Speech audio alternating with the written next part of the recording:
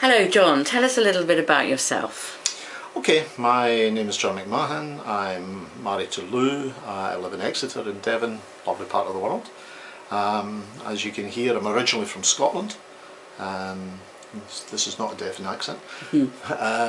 I am a psychologist, and at the moment I seem to be building websites, self-help websites, to help people with alcohol problems. Okay, have you any particular interest in alcohol? I mean, why alcohol? My interest in alcohol is it's actually quite an interesting one, because for many years I was a heavy drinker, and in fact most people would call me an alcoholic.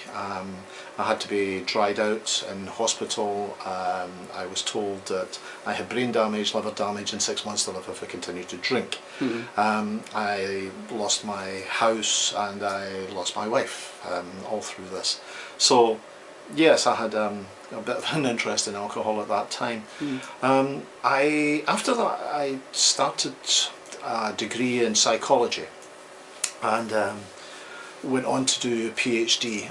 I really didn't want to work in the area of alcohol, but I seemed, can I say, ideally suited for it. Yeah. I was, if not uniquely qualified, certainly I had the qualifications, and that seemed to go down well with people. I was given a fellowship from the Scottish office, not entirely because I was an alcoholic, but you know, because of that combination of experience and education. So I then went on to work in the Centre for Alcohol and Drug Studies, where I was responsible for taking that particular course. It's a master's course, taking it to distance learning. And it's now the biggest course of its type in the UK. Okay. I know you've written a couple of books and a couple of websites. Yes. Are they also on the subject of alcohol?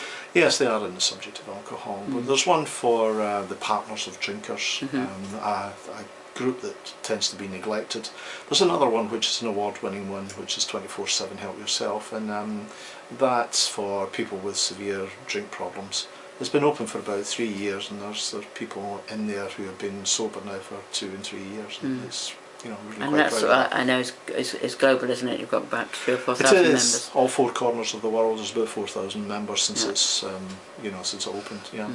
So if we go to Binge Busters, Sure. okay, what's happening here in Binge Busters? Why Binge Busters? Binge Busters is.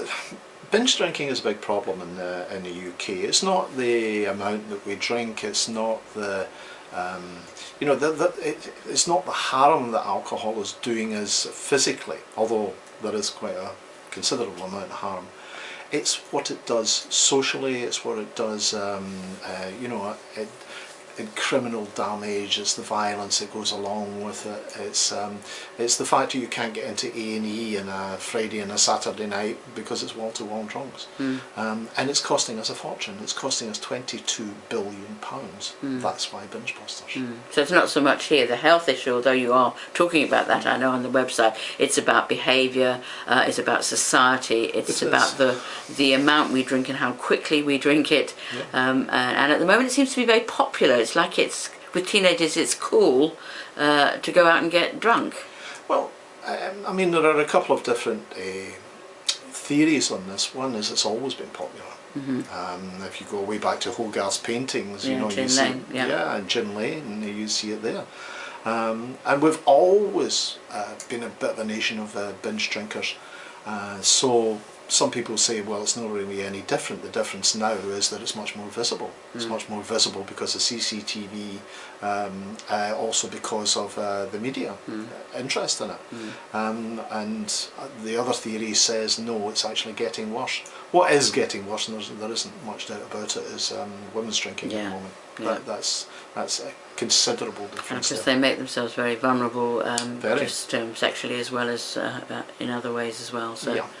Okay, so how can we help? How do you want people to get on board here? Well, one of the things that I realised when I was doing research about change is that people need to take ownership of change. They need to engage with the change.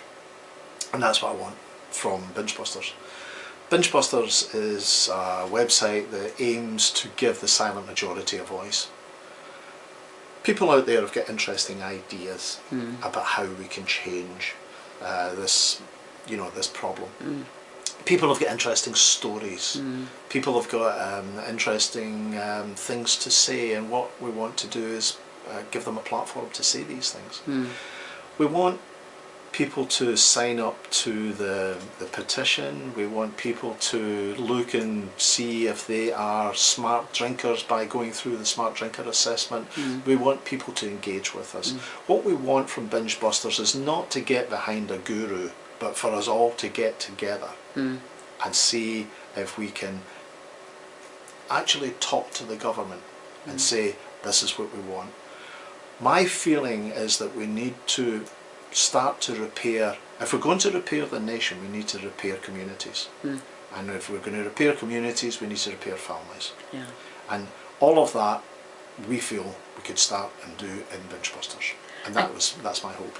And can you tell us how important is doing this smart drinker assessment? I think it's very important. I think if you're going to ask the nation to change, it needs to start with you. And you need to find out whether you are part of the problem or part of the solution.